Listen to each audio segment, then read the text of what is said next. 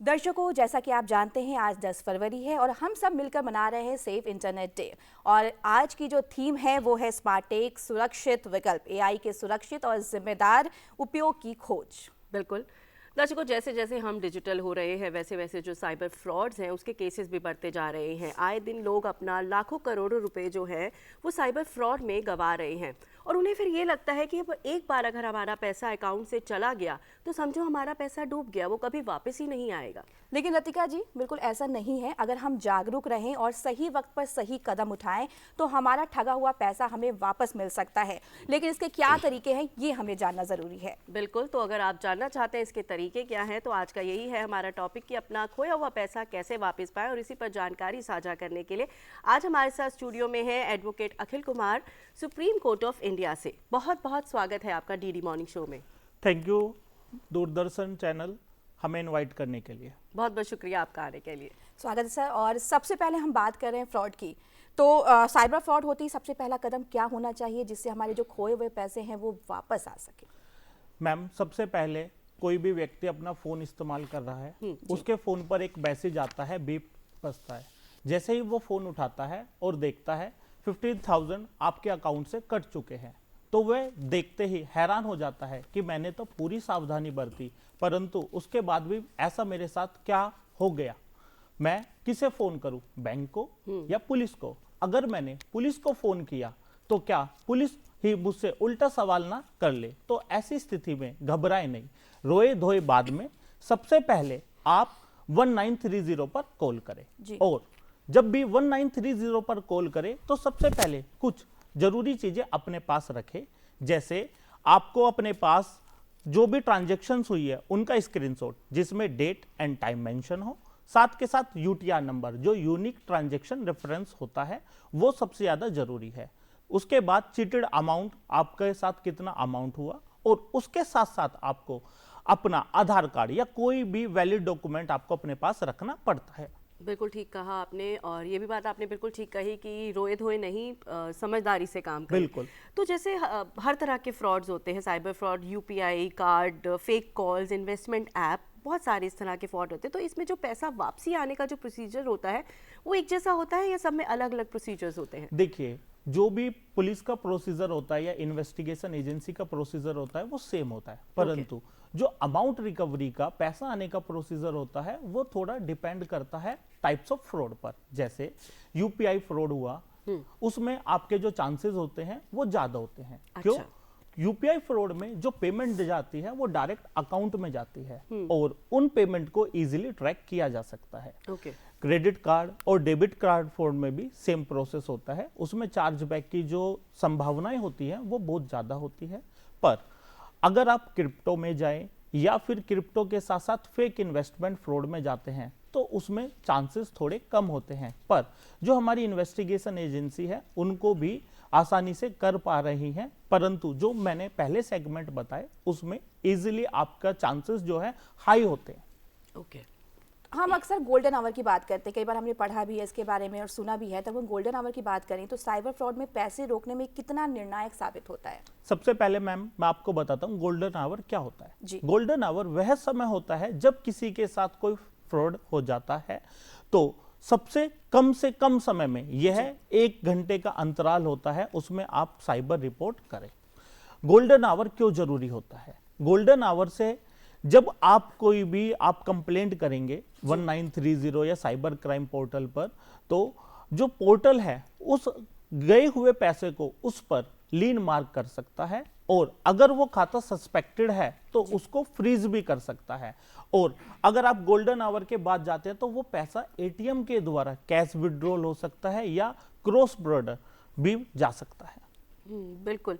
तो ये जो 1930 का साइबर हेल्पलाइन नंबर है, अगर इस पे कॉल करते हैं या इस पे जब भी हम शिकायत दर्ज कराते हैं तो क्या वास्तव में हमारा जो पैसा है वो फ्रीज हो जाता है या फिर रिवर्स होता है? मतलब इससे विक्टिम को इस नंबर पे कॉल करने से किस तरह की मदद मिलती है? जब कभी भी आप 1930 पर कॉल करते हैं तो 1930 एक ऐसा प्लेटफॉर्म है जिसमें समझिए आपके साथ, एक एग्जाम्पल के तौर पे लेता हूं, 1000 रुपीज का फ्रॉड हुआ, आपने वो रिपोर्टिंग कर दी। तो 1930 वो पोर्टल है कि जिन जिन खातों में पैसा गया है वो सभी खातों को वो ट्रैक करता है और उन सभी खातों को फ्रीज कर देता है। अगर वो सस्पेक्टेड है, अगर वो मल्टीपल कंप्लेंट नहीं है तो उनको लीन मार्क कर दिया जाता है। अच्छा, लीन मार्क कर दिया जाता है, मतलब लीन मार्क से ये मतलब है कि वो अमाउंट जो खाता धारक है, सस्पेक्टेड अकाउंट है, वो अपने खाते से नहीं निकाल सकते हैं, क्योंकि अगर वो खाते में रहेगा तो उसको निकालने के लिए सिर्फ दो ही प्रोसीजर है, या तो पुलिस के द्वारा एनओसी दी जाए या फिर कोर्ट के द्वारा ऑर्डर कराया जाए। इन्हीं कंडीशन में लीन मार्क को हटाया जाता है। लीन मार्क का मतलब यह होता है कि आप सस्पेक्टेड हैं। ओके।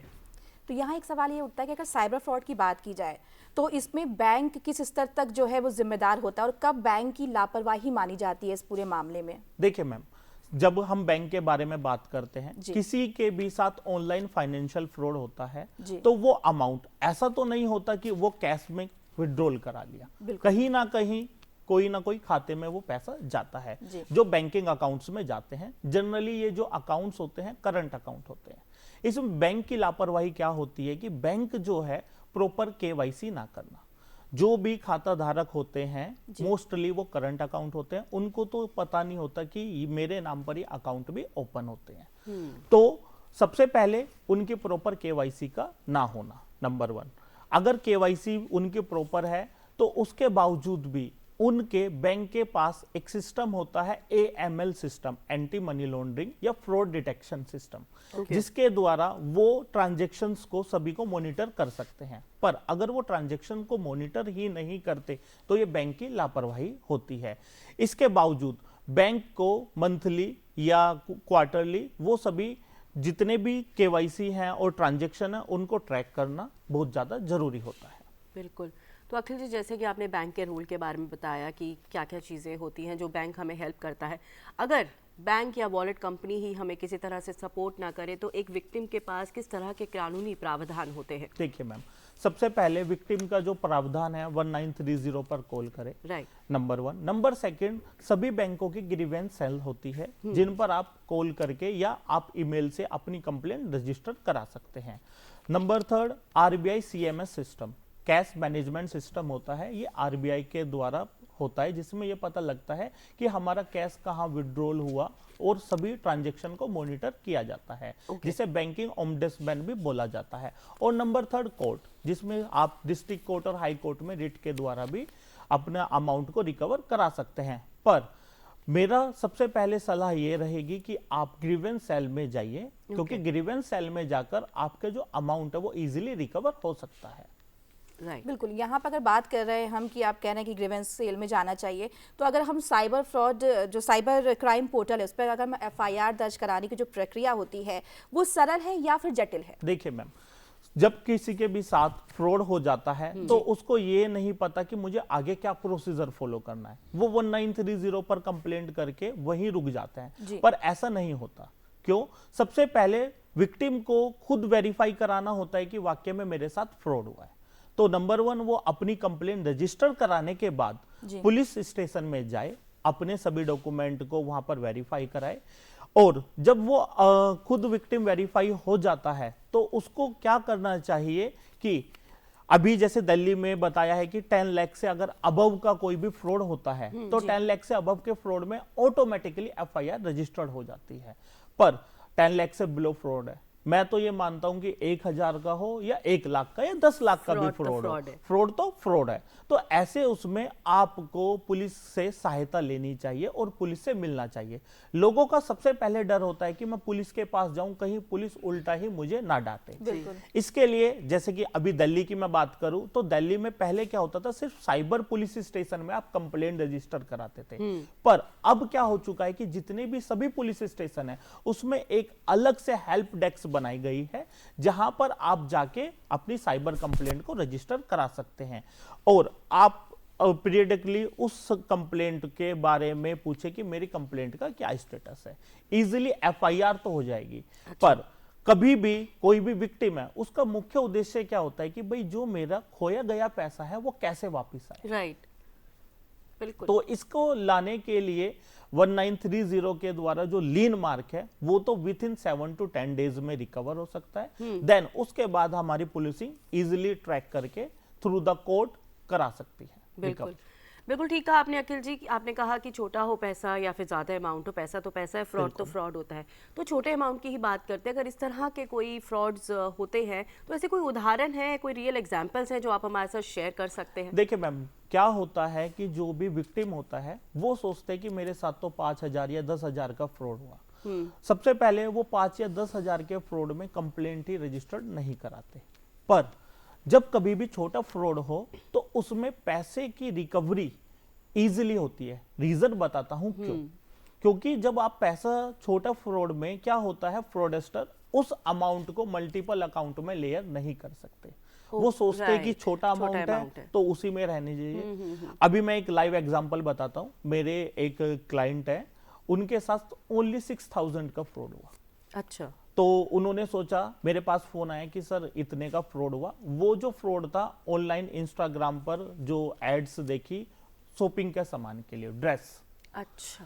तो उन्होंने वो ड्रेस मंगवाई, ऑर्डर कर दिया। ऑर्डर करने के बाद उन्होंने बोला कि डिलीवरी चार्ज 2,000 रुपीज लगेगा।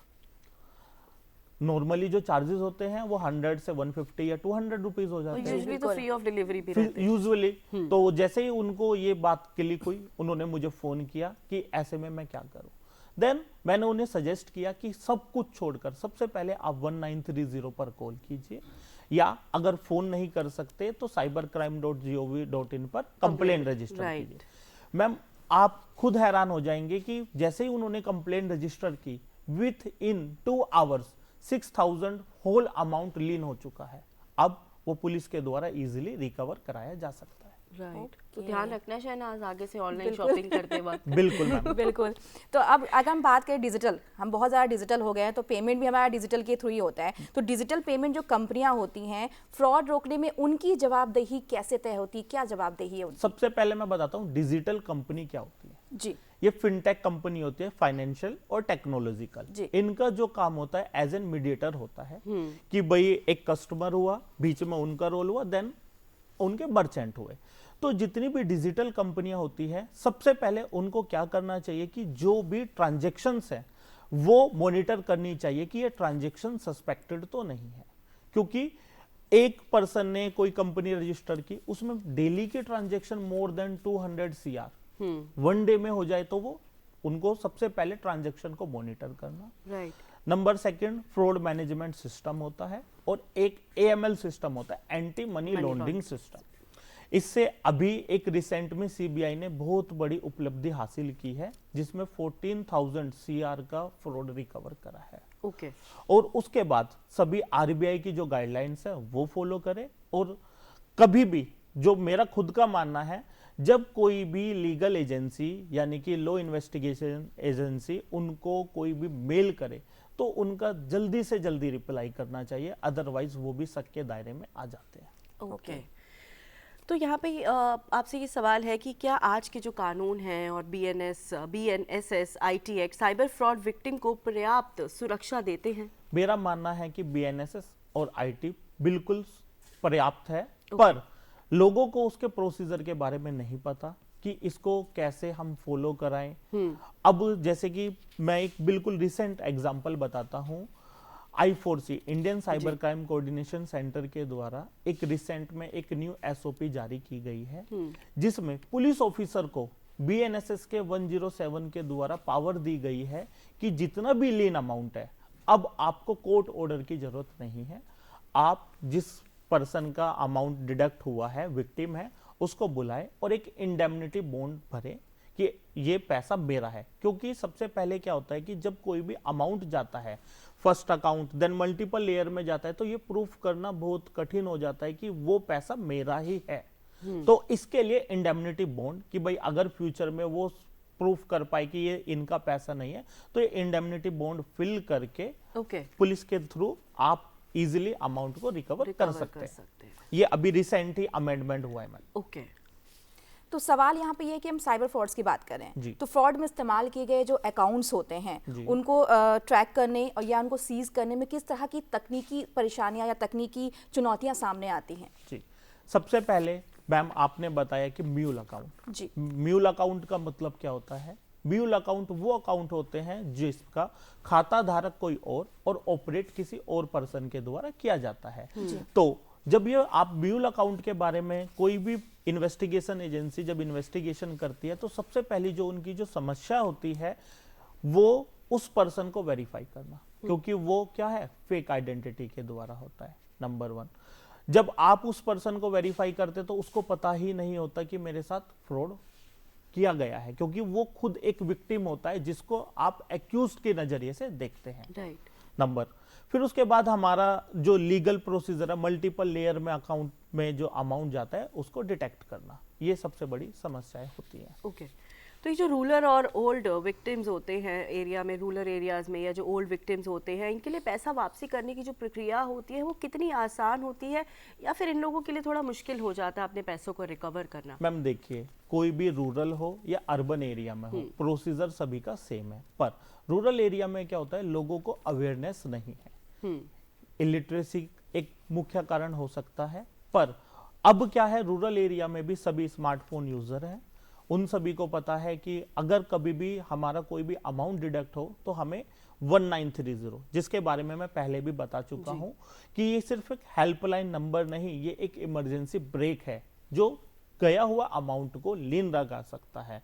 तो प्रोसीजर सेम है, पर रूरल एरिया में क्या होगा, उनके साथ जो अमाउंट होता है वो कम, जनरली कम अमाउंट डिडक्ट होता है, फ्रॉड होता है, तो उस पे वो ध्यान देके कि भाई हम लीगल, वो सबसे पहले क्या होता है, रूरल एरिया में पुलिस का डर नहीं होना चाहिए। पुलिस आपकी मदद के लिए है, ना कि आपसे सवाल करने के लिए। तो ओल्ड विक्टिम जो होते हैं इनको भी परेशानी होती है, तो इसमें किस तरह की उन्हें हेल्प मिलती है? मैम जैसे कि मैं आपको बताता हूँ ओल्ड विक्टिम के बारे में, इसके अंदर जो रिटायर्ड पर्सन है उनका सबसे ज्यादा फ्रॉड के मामले सामने आते हैं। इसमें जैसे कोई भी रिटायर्ड विक्टिम होता है, उसके साथ फाइनेंशियल फ्रॉड में डिजिटल अरेस्ट, वो डर जाते हैं। राइट। कभी भी कोई भी फाइनेंशियल फ्रॉड होता है तो उसके पीछे 2 ही रीजन होते हैं, एक डर और दूसरा लालच। तो ओल्ड एज विक्टिम जो पर्सन होते हैं, ओल्ड एज के बारे में बताएं तो उनको एक लालच होता है कि अब मेरे पास करने के लिए कुछ नहीं, मैं यहाँ इन्वेस्ट कर दूं। जी। तो ये जो लालच, इसी लालच के चक्कर में वो फंस जाते हैं। जी बिल्कुल बिल्कुल। तो हम आम नागरिक की बात करें तो आम नागरिक किस तरीके से डिजिटल सावधानियों के थ्रू जो है साइबर फ्रॉड और जो उनके जो पैसे जो उसका नुकसान होता है उससे कैसे बच सकते हैं, इसके बारे में जानना चाहेंगे। देखिए मैम, जैसे कि आज सेफ इंटरनेट डे है, तो मैं सबसे पहले बताऊंगा, हमारी भारत सरकार ने बताया कि ओटीपी किसी को भी शेयर ना करें। ओटीपी तो अब कोई शेयर नहीं करता, फिर किसी भी अननोन लिंक पर क्लिक ना करें। राइट। अब ये कैसे पता लगे कि ये लिंक हमारा कैसे है, तो उसके लिए एक हमारी वेबसाइट है संचार सारथी, उस पे हम पता कर सकते हैं। और संचार सारथी में जो आपके पास मल्टीपल कॉल्स आती हैं अननोन नंबर से, तो वो संचार सारथी, उन नंबर को आप रिपोर्ट कीजिए, ये काफी ज्यादा हेल्प करता है। उसके बाद कोई भी पर्सन कितनी भी सावधानी बरते, अगर उसके साथ फ्रॉड हो जाता है तो घबराए ना, सबसे पहले 1930 पर कॉल करें, और कॉल करने के बाद अपनी जो भी उसने कंप्लेंट की है उसका स्टेटस जरूर जाने। इतनी सारी सावधानियां बरतने के बाद भी अगर फ्रॉड होता है आपके साथ तो आपको घबराने की जरूरत नहीं है, क्योंकि जो भारत की इन्वेस्टिगेशन एजेंसी है अब तो रिसेंट में 90% तक रिकवरी की जा रही है। बिल्कुल ठीक कहा आपने अखिल जी। तो दर्शकों, आज हमने जाना कि साइबर फ्रॉड में जो आपके पैसे फंसे हैं उसे कैसे वापस पाएं, और ये महत्वपूर्ण जानकारी हमारे साथ साझा कर रहे थे advocate Akhil Kumar ji, supreme court of India से।